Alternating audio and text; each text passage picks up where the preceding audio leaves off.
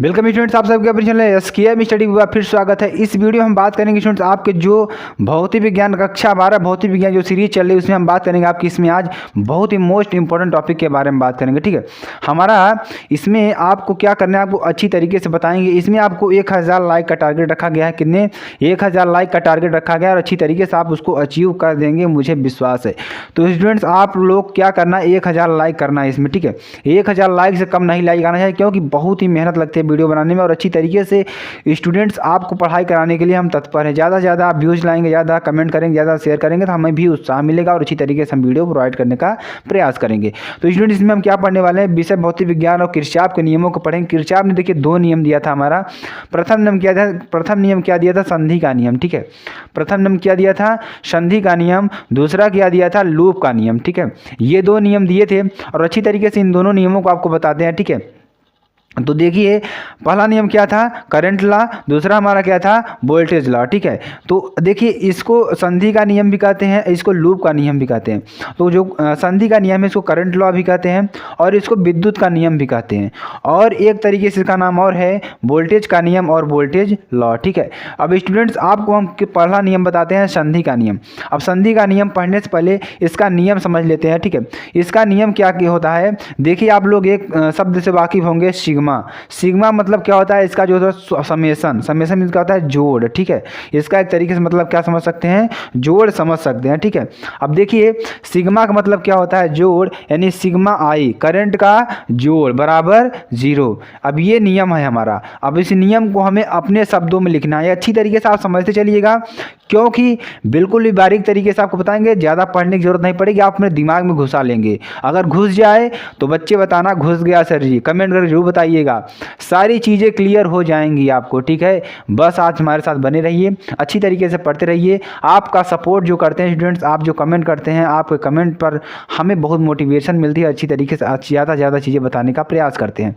अब देखिए इसमें क्या है कि सिग्मा आई मतलब मैंने क्या बताया, सिग्मा मतलब क्या बताया, जोड़। आई का मतलब क्या होता है, करंट। करंट आई से डिनोट करते हैं यानी कि धारा। ठीक है, अब देखिए हम पहला नियम क्या बता रहे हैं, संधि का नियम यानी करंट लॉ बता रहे हैं। ठीक है, कौन सा नियम बता रहे हैं, करंट लॉ बता रहे हैं यानी संधि का नियम बता रहे हैं। तो इसमें आप बात करेंगे, देखिए सिग्मा आई की बात करेंगे, आई यानी धारा की बात करेंगे। देखिए सिग्मा आई बराबर क्या होता है, 0 होता है। क्या होता है, 0 होता है। इसका सिग्मा मतलब क्या होता है, जोड़ होता है और आई मतलब करंट होता है। तो सिग्मा आई यानी करंट का जोड़ पूरा क्या होगा, 0 के बराबर होगा। अब देखिए इसको आपको अच्छी तरीके से समझ में आ गया। अब इसको शब्दों में कैसे लिखेंगे, संधि का मतलब क्या हुआ, एक संधि मतलब जहां सारी चीजें मिल रही हों। अब देखिए संधि का मतलब जहां सारी चीजें मिल रही हों, जोड़ का मतलब क्या हुआ, जोड़ना, और करंट जहां पर जिस संधि पर मिल रही हों उसका समस्त योग क्या होगा, 0 के बराबर होगा। यही चीज़ हमें लिखना है अपने शब्दों में स्टूडेंट्स, बस यही चीज़ें लिखना है। तो ये क्या लिखेंगे कि किसी वैद्युत परिपथ में, नियम क्या लिखेंगे, किसी वैद्युत परिपथ में। ठीक है, वैद्युत परिपथ, किसी वैद्युत परिपथ की किसी भी संधि पर मिलने वाली, ठीक है, मिलने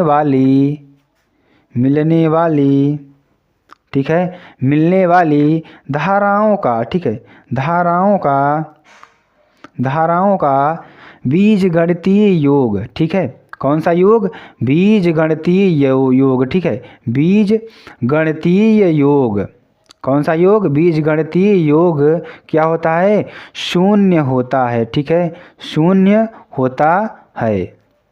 बीजगणितीय योग क्या होता है, 0 होता है, यानी कि sigma I is equal to क्या होगा, 0। अच्छी तरीके से आपको स्टूडेंट समझ में आ गया कि नहीं आया, कमेंट करके जरूर बताएंगे। ठीक है, हम आपके कमेंट का इंतजार करेंगे। देखिए अब आपको एक अच्छी तरीके से प्रॉपर वे में समझाते हैं। जैसे कोई संधि हो गई, ठीक है, एक करंट हमारी इधर से आ रही है, ठीक है, और ये करंट हमारी निकल जा रही है। ठीक है, फिर एक करंट हमारी इधर से आ रही है। ठीक है, मान चलते हैं ये करंट हमारी इधर से आ रही है। ठीक है, अब एक करंट हमारी इधर निकल रही है। तो देखिए इसको हम I1 मानते हैं, इसको I2 मानते हैं, इसको I3, इसको I4, इसको I5, इसको मान लेते हैं बिंदु O। कोई बिंदु O है स्टूडेंट, देखिए आपको समझ में आ जाएगा, कोई बिंदु O है, इस पर 5 करंट हमारी आ रही हैं, I1, I2, I3, I4, I5। देखिए जो I1 है ये संधि की ओर आ रही है, जो I2 है ये संधि की ओर आ रही है, और I4 है ये संधि की ओर आ रही है। और देखिए जो I5 है और जो I3 है ये संधि से दूर जा रही है। तो आपको दो साइन ले लेना, अगर दूर जाएगी, अगर संधि से करंट दूर जाती है तो हम माइनस का चिन्ह रखेंगे उसके आगे, ठीक है। किसका चिन्ह रखेंगे? माइनस का साइन रखेंगे। अगर संधि की ओर आती है, ठीक है, संधि की ओर आती है तो उसे हम प्लस से डिनोट करेंगे। अब देखिए इसका मतलब क्या है स्टूडेंट्स, आपको अच्छी तरीके से हम बताने का प्रयास करेंगे और आप भी समझने का प्रयास करेंगे। यानी कि जो संधि से करंट दूर जा रही है उसे माइनस में रखेंगे, और जो संधि से ओर आ रही है उसे हम प्लस में रखेंगे। तो इसका मतलब सीधा सीधा ये हो गया स्टूडेंट्स, यानी देखिए एक संधि की ओर आ रही है तो इसे हम प्लस I1 लिख देंगे, ठीक है। इसका मतलब यही हुआ। ये भी देखिए संधि की ओर आ रही तो इसका मतलब क्या हुआ, यह भी लिख देंगे प्लस I4। अब देखिए ये भी संधि की ओर आ रही है तो यहाँ क्या लिख देंगे, प्लस I2। यहाँ तक आपको समझ में आया? अभी आपको क्वेश्चन भी करवा के बता देंगे, अच्छी तरीके से समझा देंगे, ठीक है। अब देखिए अब ये करंट हमारी संधि से दूर जा रही है तो यहाँ आप क्या आ जाएगा, दूर जाएगी तो माइनस लगा देंगे, माइनस I5, ठीक है, I5। अब देखिए अब हम क्या करेंगे कि ये भी करंट देखिए संधि से दूर जा रही तो यहाँ भी क्या लगेंगे, माइनस I3 बराबर समस्त बीजगणितीय करंटों का योग क्या होगा, 0 के बराबर। यही नियम है हमारा। या इसको एक तरीके से क्या लिख सकते हैं, I1 plus I4 plus I2, यहाँ पे माइनस है, बराबर के उधर ले जाएंगे तो प्लस हो जाएगा मेरे बच्चे, यहाँ पे हो जाएगा I5 प्लस I3।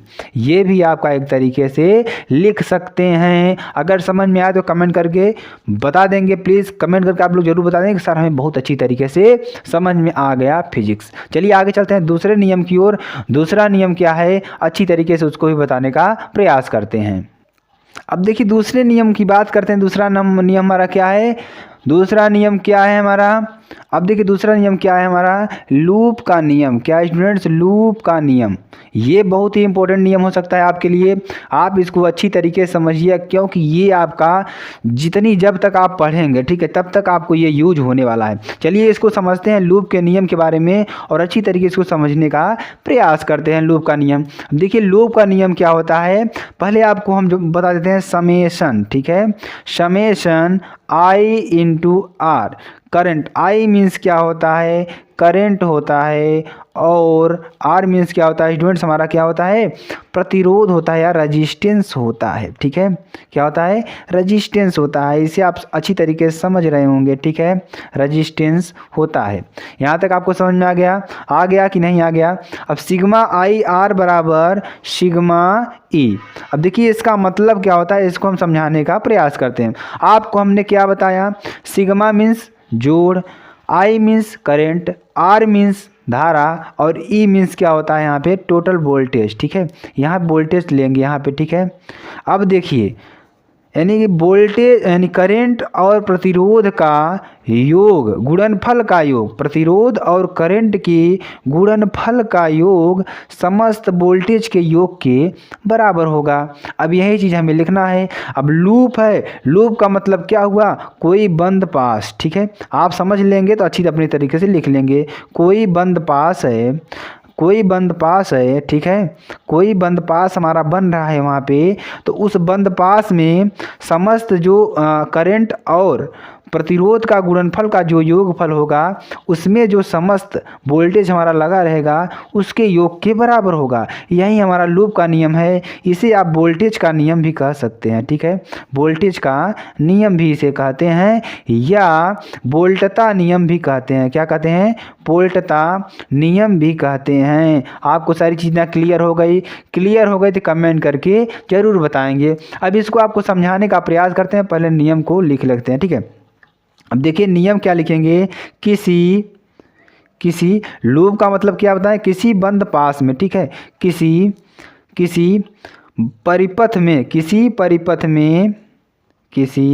परिपथ का मतलब आप लोग समझते होंगे स्टूडेंट, कोई परिपथ बन जाए जहाँ से करंट फ्लो हो रही है, ठीक है।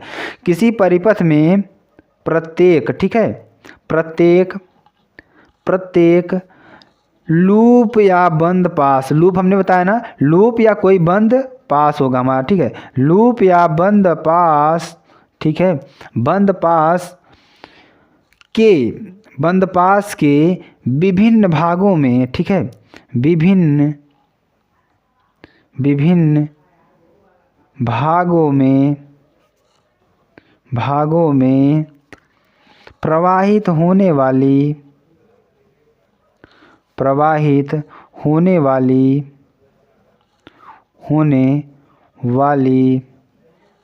धाराओं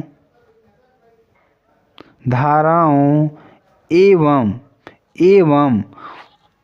संगत प्रतिरोध हो, ठीक है। संगत प्रतिरोध में जो उसके साथ करंट जहाँ रहेगा वहाँ प्रतिरोध भी रहेगा, तो उसके संगत जो प्रतिरोध रहेगा, संगत प्रतिरोध हो, ठीक है। आप साथ साथ लिख चलिए क्योंकि बहुत अच्छी तरीके से आपको बताने का प्रयास किया जा रहा है। संगत प्रतिरोधों के गुणनफलों का योगफल, गुणनफलों का बीजगणितीय योग मतलब समझ रहे हैं स्टूडेंट, आपको बताया ना समेशन का मतलब क्या होता है, जोड़ना होता है। तो यहाँ पे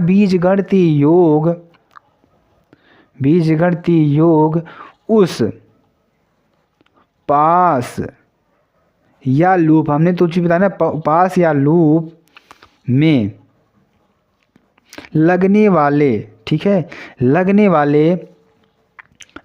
वाले समस्त वैद्युत वाहक बल, ठीक है, वैद्युत वाहक बल, समस्त वैद्युत वाहक बलों का बीजगणितीय योग के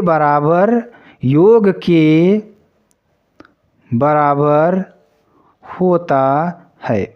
यहाँ तक आपको क्लियर हुआ कि नहीं स्टूडेंट्स, आपको क्लियर हुआ कि नहीं क्लियर हुआ? अभी आपको एक बार और बताते हैं, अच्छी तरीके से समझाएंगे, ठीक है, चित्र के द्वारा समझाएंगे। देखिए जैसे हम आपको एक फिगर बना रहे हैं, जैसे यहाँ पे कर दिए, ये क्या बना दिए हम, यहाँ पे एक वोल्टेज लगा दिए, ठीक है, एक वोल्टेज यहाँ पे लगा दिए, यहाँ पे एक रेजिस्टेंस लगा दिए, ठीक है। अब उसके बाद बात करेंगे, यहाँ भी एक वोल्टेज लगा दिए हम, ठीक है, यहाँ वोल्टेज लगाएं और यहाँ पे एक रेजिस्टेंस लगा दिए। उसका नीचे आते हैं तो यहाँ भी एक रेजिस्टेंस हम लगा देते हैं और सबको जोड़ देते हैं, ठीक है। अब देखिए यहाँ पे इसको E1 मानेंगे, इसको E2 मानेंगे, और देखिए यहाँ पे करंट जो हमारी I1 बह रही है, ठीक है, और यहाँ पे करंट I2 बह रही है, ठीक है, I2, ठीक है। अच्छी तरीके से आपको समझ में आ रहा है, सारी चीज़ें समझ में आ रही है स्टूडेंट्स। यहाँ पे I1, यहाँ पे I2, ठीक है, आपको समझ में आ रहा है कि नहीं? देखिए ये जो करंट है I1 यहाँ से निकल रही है और जो I2 है यहाँ से निकल रही है। इसको रेजिस्टेंस R1 मानेंगे, इसको रेजिस्टेंस R2 मानेंगे, इसको R3 मानेंगे। अब देखिए जो इसमें करंट आएगी, क्या आएगी स्टूडेंट्स, इन दो करंटों का योगफल। यहाँ पे आपको अच्छी तरीके से समझाने का प्रयास करते हैं, इन दो करंटों का योगफल इसमें आएगा स्टूडेंट्स, यानी कि यहाँ पे आएगी I1 प्लस I2, ठीक है। अब देखिए आपके दो पास बन रहे हैं, यहाँ से देखिए A और इसको क्या मानते हैं, B मानते हैं, ठीक है। तो आपके दो पास बनेंगे, हम करंट इस तरह से फ्लो कर रहे हैं, ठीक है, आप किसी तरीके से फ्लो कर रहे थे, ठीक है। अब देखिए यहाँ पे आपको एक नियम जानना जरूरी होगा कि आपको ये समझना होगा कि हम करंट की अगर दिशा में चलते हैं, ठीक है, अगर करंट की दिशा में चलते हैं तो उसे हम क्या लेते हैं, प्लस लेते हैं, ठीक है। तो यहाँ पे आपको दो नियम याद करना होगा नोट में, अच्छी तरीके से आप लोग नोट कर लीजिए। तो पहला नोट क्या है, अगर हम करंट की दिशा में चलते हैं, ठीक है, अगर हम करंट यानी करंट की दिशा में चलते हैं, ठीक है, करंट की दिशा में चलते हैं, ठीक है, करंट की दिशा में अगर हम चलते हैं तो देखिए क्या होगा यहाँ पे, अगर करंट की दिशा में चलते हैं तो जो वोल्टेज और जो करंट और प्रतिरोध का जो गुणनफल होगा वो पॉजिटिव लेंगे, ठीक है।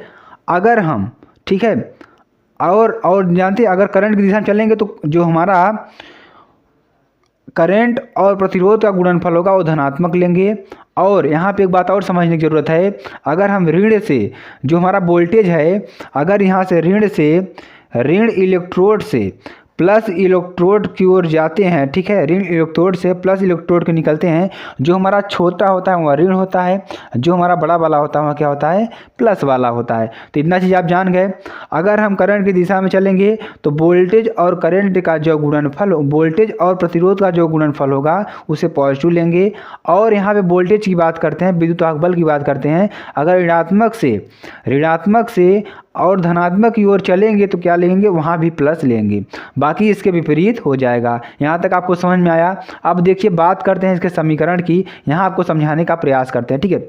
अब देखिए जैसे इसमें हम बात करेंगे, इसमें एक पास ये बन रहा है, एक बंद पास ये बन रहा है, क्योंकि देखिए यहाँ पे अगर हम मानेंगे करंट यहाँ से चली, यहाँ से आई, फिर यहाँ से ऐसे ऐसे चली जाती, ठीक है, यहाँ पे रुक जाएगी, एक पास ये बन जाएगा, उसके बाद एक पास यहाँ से ऐसे जाएगा, ऐसे यहाँ पे ऐसे बी तक चला जाएगा, यानी कि ए से चलेंगे बी आएंगे, देखिए यहाँ पे चलेंगे बी से चलें तो बी से ए की ओर जाएँ, पुनः बी पर आ जाएँ, तो एक पास ये बन गया। और यहाँ से देखिए अगर बी से हम चलते हैं, ए से आते हैं, फिर पुनः बी पर जाते हैं, तो एक पास ये बन गया। तो बंद पास, ठीक है, बंद पास एक में, ठीक है, बंद पास एक में एक की बात करेंगे तो देखिए यहाँ पे क्या होगा, I1 R1, यानी देखिए करंट की दिशा में हम चलेंगे तो क्या लेंगे, प्लस का चिन्ह लेंगे, तो I1 R1, ठीक है, I1 R1 यहाँ पे प्लस आ जाएगा।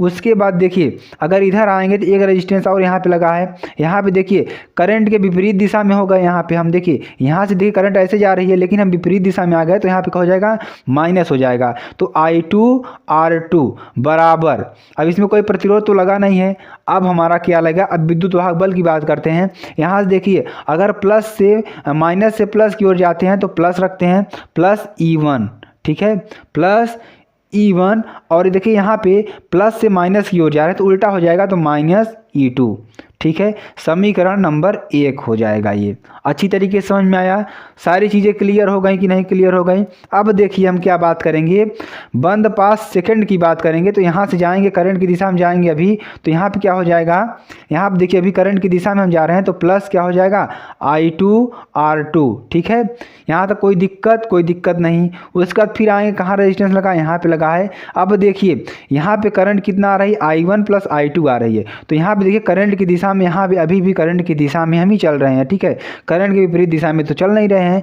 तो यहाँ पे क्या हो जाएगा, प्लस I1 प्लस I2, ठीक है, इंटू R3 बराबर, अब देखिए यहाँ से माइनस से प्लस की ओर जाएंगे, ठीक है, माइनस से प्लस की ओर जाएंगे तो कोई बात नहीं, एक ही हमारा क्या लगा है, विद्युत वाहक बल लगा है, तो यहाँ पे E2 सिर्फ लिख देंगे, समीकरण नंबर 2। अगर आपको क्लियर होगा तो कमेंट कर दीजिए, ठीक है, अगर आपको क्लियर हो गई सारी चीज़ तो कमेंट कर दीजिए, आपके कमेंट का हम विचार करेंगे। तो आपको स्टूडेंट्स ये 2 नियम बता गए, अगले वीडियो पार्ट 2 में हमको इसका न्यूमेरिकल करा देंगे तो सारी चीज़ें इसमें क्लियर हो जाएंगी, ठीक है। आपको वीडियो को ज़्यादा से ज़्यादा लाइक करना है, कमेंट करना है और शेयर करना है। इसका न्यूमेरिकल बहुत अच्छी तरीके से आपको बताएंगे, सारी चीज़ें कमेंट करके बताइएगा सर हमें न्यूमेरिकल भी इसका जानना है, क्योंकि ये टॉपिक बहुत ही इंपॉर्टेंट, इसका न्यूमेरिकल भी पूछा जाता है, थ्योरेटिकल भी पूछा जाता है, ठीक है।